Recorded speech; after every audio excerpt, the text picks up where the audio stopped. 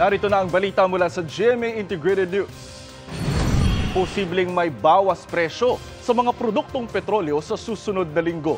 Ayon sa Department of Energy, mula 20 centavos hanggang 45 centavos ang maaaring tapyas sa kada litro ng gasolina.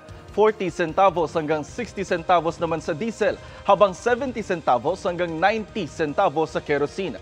Dulot daw ito ng nabawasang tensyon sa pagitan ng Iran at Israel.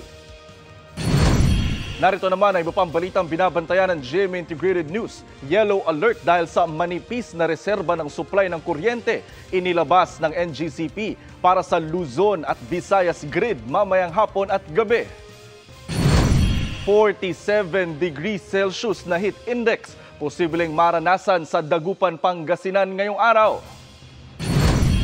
Ang mainit na panahon, epekto ng easterlies, pero posible rin ang mga panandaliang ulan sa ilang lugar ayon sa Pag-asa.